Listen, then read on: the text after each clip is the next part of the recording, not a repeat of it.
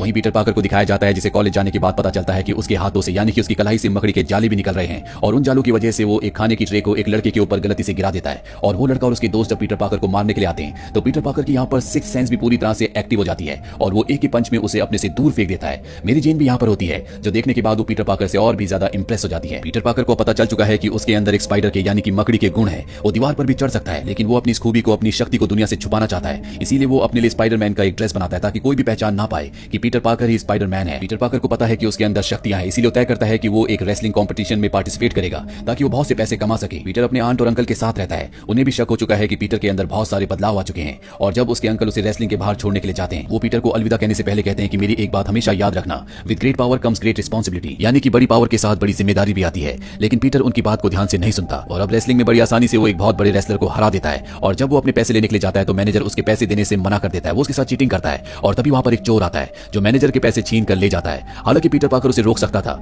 लेकिन उसके दिल में बदले की भावना थी, इसीलिए वो उस चोर को जाने देता है। और अब जब पीटर बाहर आता है तो उसे पता चलता है कि कार चोर ने उसके अंकल को गोली मार दी जिससे उनकी मृत्यु हो गई। पीटर गुस्से और दुख से भर जाता है और वो उसका पीछा करता है और उसे पता चलता है कि ये वही चोर है जिसे उसने जाने दिया था। हालांकि वो उसे रोक सकता था लेकिन मैनेजर से बदला लेने के लिए उसने उसे छोड़ दिया और अब पीटर उसे बहुत बुरी तरह से मारता है। वो चोर ऊपर बिल्डिंग से नीचे गिर जाता है जिससे उसकी मृत्यु हो जाती है। लेकिन पीटर के दिल में अब गिल्ट है, अगर उसने उस चोर को उस वक्त नहीं जाने दिया होता, उसे रोक लिया होता तो आज उसके अंकल जिंदा होते। वहीं हैरी के पिता को दिखाया जाता है जो अपने ऊपर एक्सपेरिमेंट करने के बाद पूरी तरह से अपना दिमागी आपा खो चुके हैं और वो मिलिट्री के उन सभी ऑफिसर से बदला लेते हैं जिन्होंने उनके प्रोजेक्ट को, उनके एक्सपेरिमेंट्स को रिजेक्ट कर दिया था।